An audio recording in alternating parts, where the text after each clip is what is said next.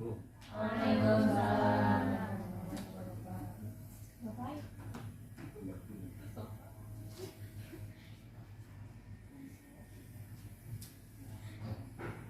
Assalamualaikum warahmatullahi wabarakatuh. Waalaikumsalam warahmatullahi wabarakatuh. Gimana kabarnya hari ini anak-anak? Alhamdulillah baik. Sekali lagi, gimana kabarnya hari ini anak-anak? Alhamdulillah luar biasa.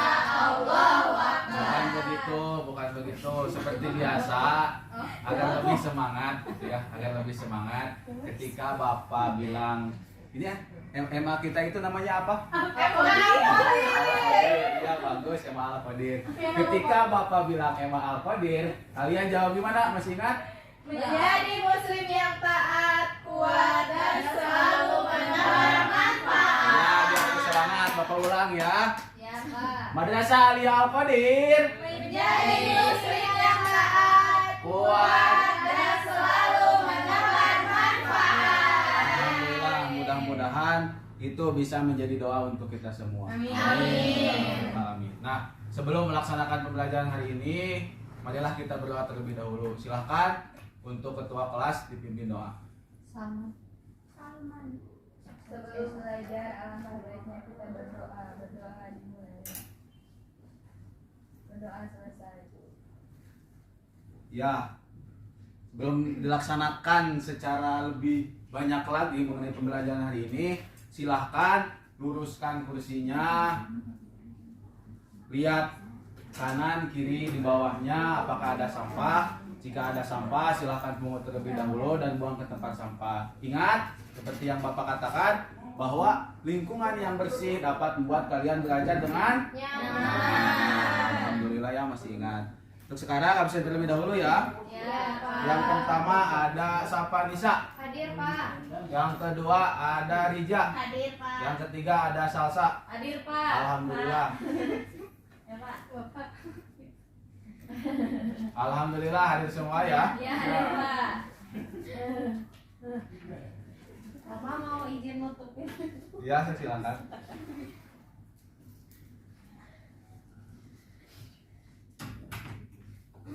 Ya, terima kasih Rija teman-teman itu.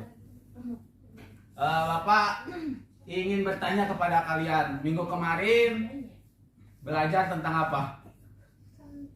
Tentang Pengertian Al-Quran menurut para ahli. para ulama. Nah, Mau, Pak. ada yang masih ingat? Silakan. Bisa sebutkan satu pengertian Al-Quran menurut para ulama secara bahasa dan istilah. Menurut Al-Faro, asal kata Al-Quran adalah lafaz Qur'anun yang merupakan bentuk jama dari kata qori'atun yang berarti petunjuk atau indikator. Pendapat ini didasarkan pada kenyataan bahwa ayat-ayat Al-Quran itu saling membentukkan antara. Ya, baik, terima kasih. Selanjutnya Salsabila. Silakan sebutkan satu harus berbeda dari yang dikatakan oleh Risa.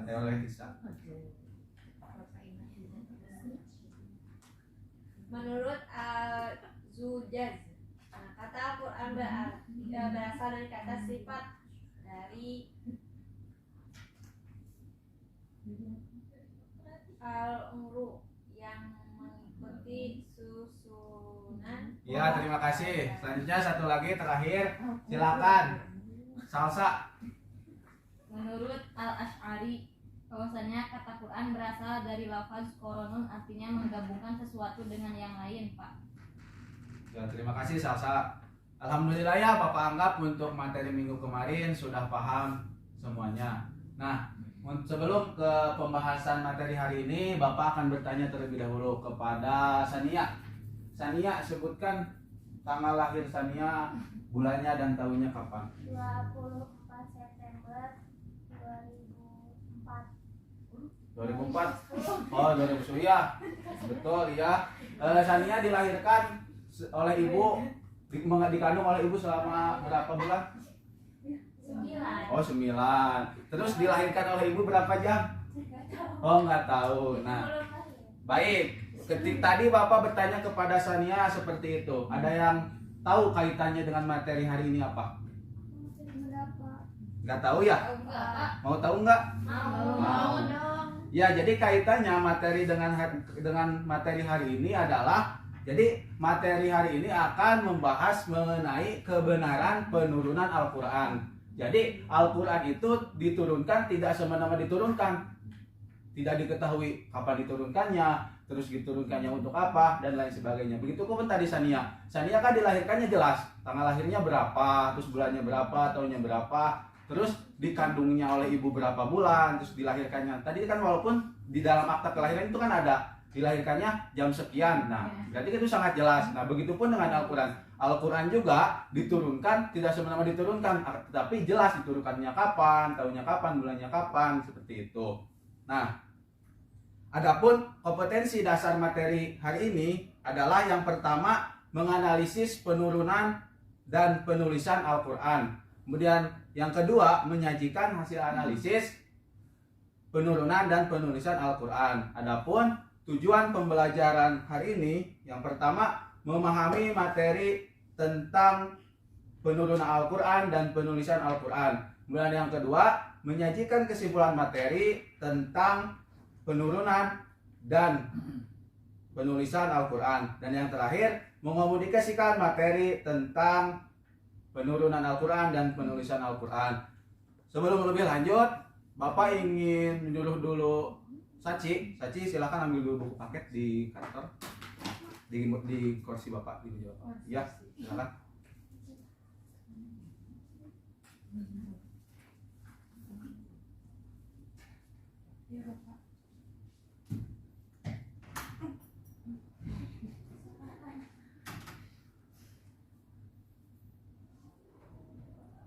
Ya, silakan bagikan ke teman-temannya.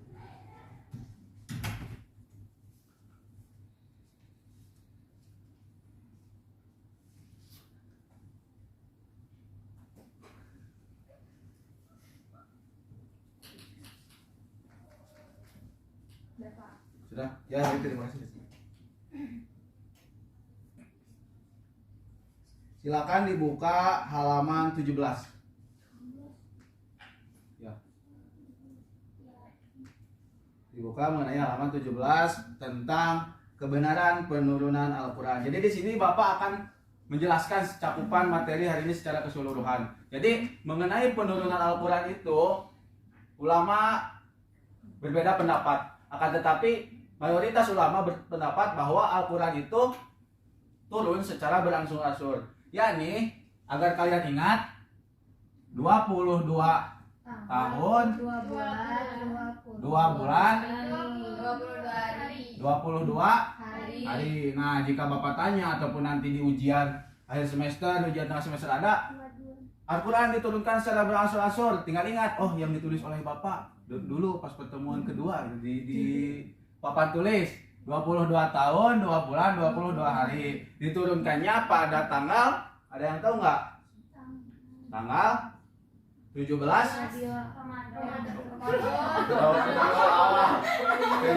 Ramadan. Nah, sehingga 17 Ramadan itu sering diperingati oleh kita itu apa? Nuzul Quran itu artinya turunan. Nah, terkait penulisan, singkat ya, karena Bapak akan menjelaskan secara keseluruhan saja. Nanti kalian membaca kemudian dibagikan kelompok. Secara keseluruhan, penulisan Al-Quran itu terbagi ke dalam 3 gitu, ke dalam 3. Di yang kita bahas kali ini ketiga. Yang pertama itu ketika zaman Nabi. Ketika zaman Nabi itu penulisan masih berceceran gitu, masih berbentuk hafalan, sehingga pada saat itu orang itu pintar-pintar gitu. Pada zaman Nabi itu pintar-pintar. Mereka tahu tidak seperti kita. Kalau kita kan walaupun sudah dipusatkan kadang tidak tahu gitu, tidak tahu susah hafal seperti itu. Kemudian yang kedua, pada zaman Abu Bakar. Pada zaman Abu Bakar itu kan banyak para penghafal Quran yang meninggal gitu karena peperangan. Nah, mengenai peperangannya itu apa? Nanti kalian silahkan diskusikan dengan bersama teman-teman yang lainnya, dibagikan kelompok seperti itu. Nah, sehingga dari Abu Bakar itu muncul ide bahwa Al-Quran itu harus ditulis atau dimushafkan seperti yang kita terima saat ini. Akan tetapi tidak selesai di sana, tidak selesai di kepemimpinan Abu Bakar. Akan dilanjutkan Umar bin Khattab. Umar bin Khattab masih bersifat belum seperti yang kita mushaf saat ini. Akan tetapi ketika pada saat Khalifah Utsman bin Affan, Khalifah Utsman bin Affan itu kan khalifah yang ketiga setelah Khalifah Umar bin Khattab. Nah, pada saat Utsman bin Affan itu ada penulisan Al-Quran lebih ditekankan lagi gitulah, sehingga muncullah mushaf seperti yang kita saat ini pakai gitu. Kita itu sebenarnya hanya pemakai saja gitu, hasil dari perjuangan Nabi kita dan sahabat-sahabat kita. Nah, untuk lebih lanjutnya silahkan kalian baca-baca terlebih dahulu di buku paket yang telah tadi dibagikan. Kemudian jika ada yang kurang paham, tanyakan terlebih dahulu ke Bapak. Seperti itu. Bapak kasih waktu 10 menit.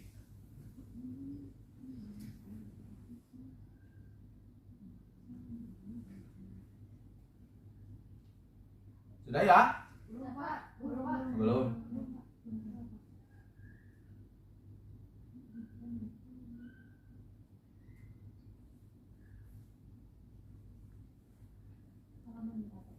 Tadi Bapak sudah sebutkan halaman 17 ya.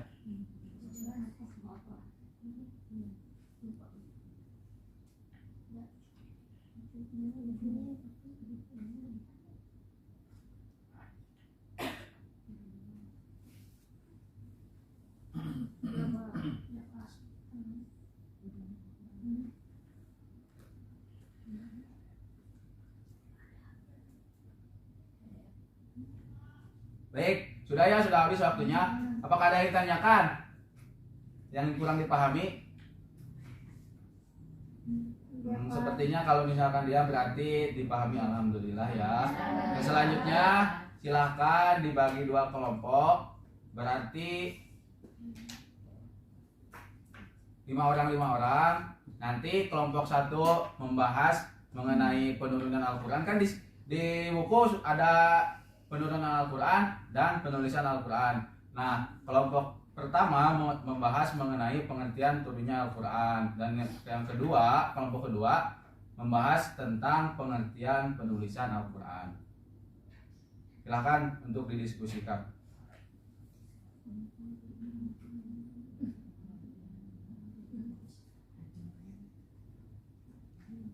Ya, pengertian itu kan ada 3 pendapat.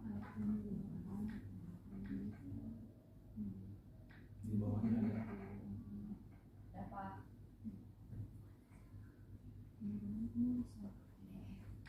Di kelompok 1 mengenai pengertian penurunan Al-Quran, kelompok 2 mengenai pengertian penulisan Al-Quran.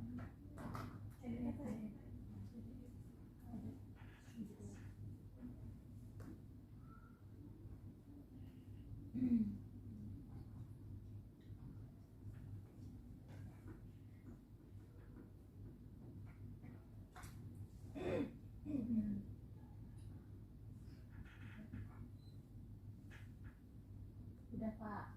Oke. Silakan untuk kelompok 1 mempresentasikan hasil diskusi. Semua aja ke depan.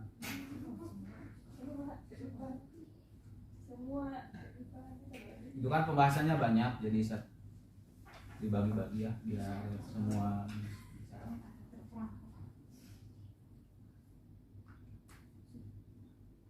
Baik, bismillahirrahmanirrahim.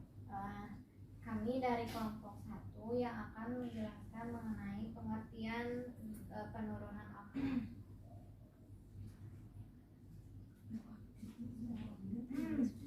Al-Quran itu diturunkan ke langit pada malam Al-Qadar. Sekaligus lengkap dari awal sampai akhir. Nah, kemudian diturunkan berangsur-angsur. Sesudah itu dalam tempo 20 tahun atau 23 tahun atau 25 tahun berdasarkan pada perselisihan yang terjadi tentang berapa lama Nabi bermukim di Mekah sesudah beliau diangkat menjadi Rasul.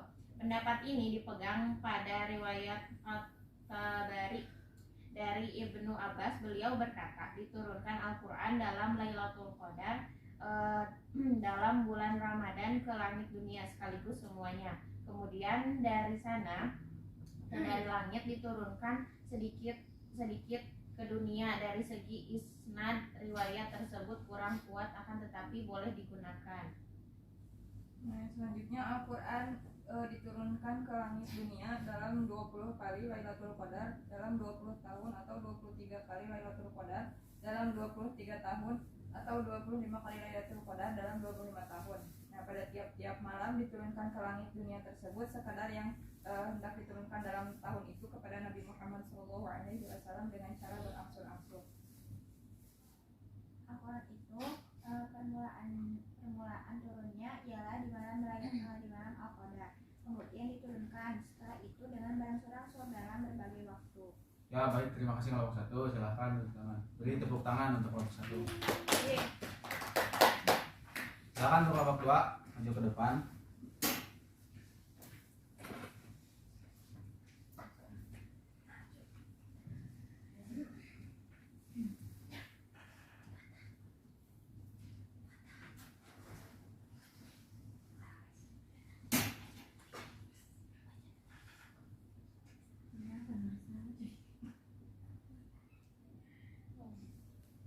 Baik, selanjutnya materi kelompok 2 akan menjelaskan mengenai pengertian penulisan Al-Quran.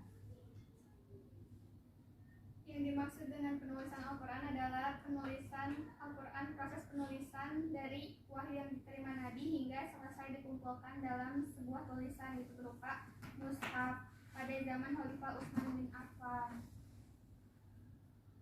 Kemudian pada zaman Nabi, tahap pertama adalah zaman Nabi Muhammad, di mana pada tahap ini hafalan para sahabat lebih banyak berperan daripada tulisan-tulisan yang masih terpisah-pisah. Ketika zaman Utsman, periode ini adalah periode ketiga proses pengumpulan dan tulisan Al-Quran. Banyak catatan dan kumpulan catatan Al-Quran yang berbeda-beda di antara para sahabat. Sekian dari kelompok kami. Terima kasih. Assalamualaikum warahmatullahi wabarakatuh.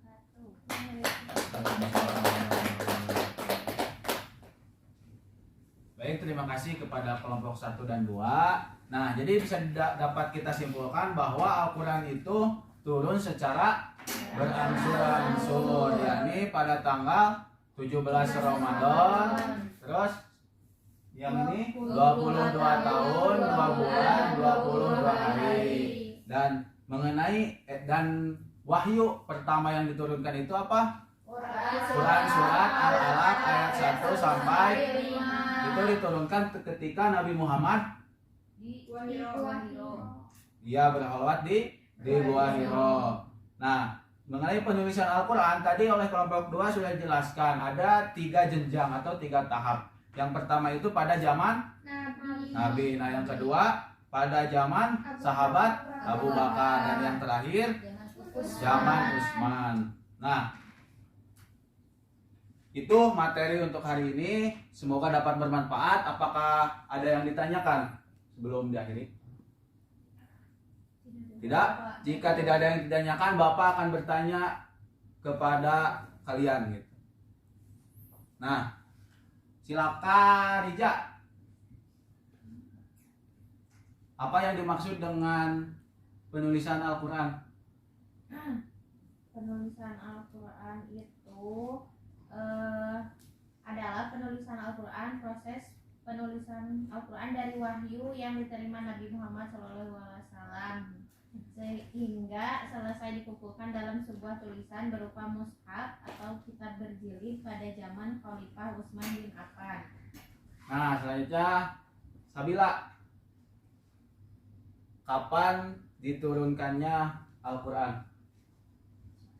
Al-Quran diturunkan dalam waktu 22 tahun, 2 bulan, 22 hari, yaitu mulai dari malam 17 Ramadan tahun 41 dari kelahiran Nabi sampai 9 Zulhijjah.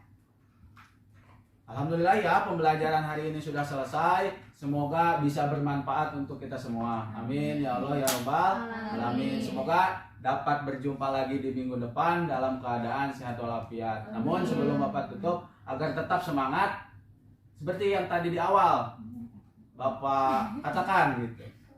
Ketika Bapak bilang Imam Al-Qadir, kalian jawab apa? menjadi muslim yang taat, kuat, dan selalu menambah manfaat. Yes. Ulang ya biar tetap semangat. Madrasah Ali Al-Qadir Menjadi muslim yang taat, kuat, dan selalu menambah manfaat. Alhamdulillah ya pembelajaran hari ini sudah selesai. Mari kita tutup dengan membaca hamdalah bersama-sama. Bapak pamit undur diri. Assalamualaikum warahmatullahi wabarakatuh. Waalaikumsalam warahmatullahi wabarakatuh.